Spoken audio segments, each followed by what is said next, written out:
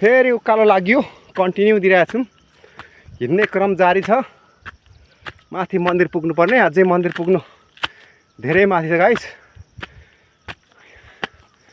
हजुरहरू यस्तोमा हिँड्नु भएको छैन राम्ररी हेर्नु होला म भिडियो गरेर तपाईहरुको माझ पुर्याउँदैछु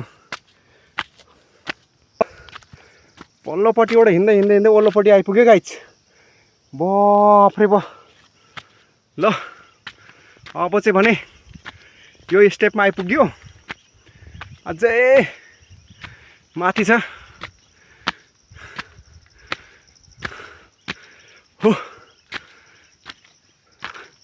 ओ साइला भाइ कता हो ल गाइस यहाँ चाहिँ अलि शीतल रहेछ यहाँ चाहिँ हल्का शीतल रहेछ हाम्रो दाजुभाइ चाहिँ कोही तल छन् कोही माथि म चाहिँ बिचमा परे भिडियो बनाउँदा बनाउँदै यस्तो ल गाइस यहाँबाट पल्लोपट्टि पुगेपछि फेरि अहिलेको सेम दृश्य देखिने छ जुन गाउँहरुबाट हामी माथि चढिएको थियो तल हेर्न सक्नुहुन्छ पानी ट्याङ्कीहरू निर्माण हुँदैछन् धेरै माथि आइसकेको छौँ हामी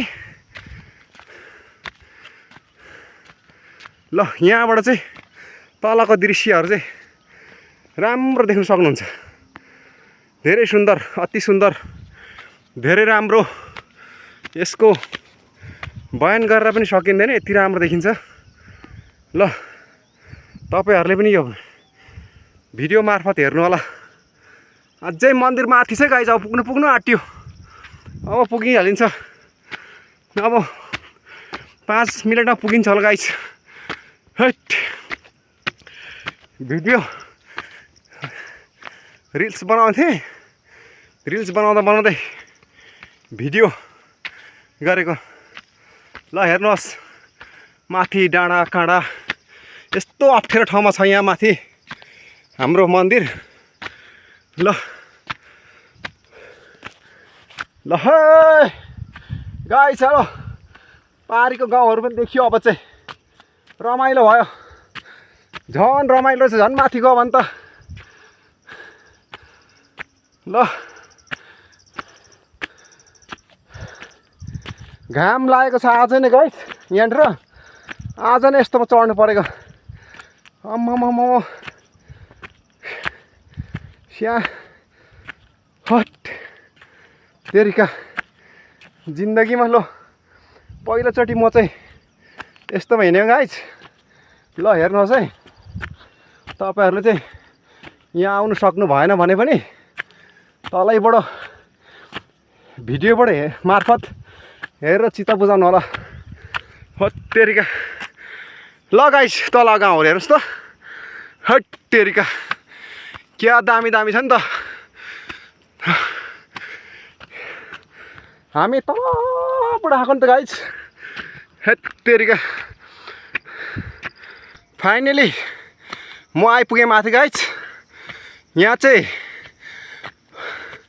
बुद्धको मूर्तिहरू रहेछ गाइस तपाईहरुले हेर्न सक्नुहुन्छ वहाँ पर चाहिँ मन्दिर रहेछ शिवको यहाँ चाहिँ गाइस यहाँ बुद्धको माने बनाएर छन् ओम माने फेमे हुँ यता टोइलेट फाइनली गाइस यो डाँडामा आइपुग्यो हामी यहाँ खाने पानीको उ बनाउनु भएको छ ल ठिकै छ अगाडि जाउँ त के रहेछ ल यता चाहिँ शिवको मन्दिर रहेछ पुरै जङ्गल भइसकेको छन् बस्ने फलैचाहरू दामी दामी छन् वरिपरि यहाँ मन्दिरहरू हो यता बस्ने फलैचा अनि यहाँ झुल्ने हल्लिने ठाउँ छ यहाँ पनि अहिले बसेर हामी हल्लिनेछौँ यो घन्टी छ यहाँसम्म मात्र बजाउनु पर्ने छ ल यो चाहिँ खतरा छ गाइस ल यता गैँडाहरू भएको झुलहरू झुलिने पिङहरू भनौँ न यहाँ मन्दिर रहेछ यो मन्दिर चाहिँ के को हो मलाई थाहा छैन गाइस। शिवको जस्तो लागेको थियो। शिवको हो कि बुद्धको हो? शिवको रहेछ, किनभने यहाँ शिवलिङ्ग रहेछ, त्यसले गर्दा शिवकै हो। ल गाइस यहाँ हेर्नुहोस्, यता गणेश रहेछ। गणेश त चिन्नुहुन्छ होला। यहाँ एउटा घन्टी रहेछ सानोबाट। यो चाहिँ यता नन्दी। तपाईँहरूले घर बसी दर्शन गर्नुहोस् है। यता शिवलिङ्ग गाइस।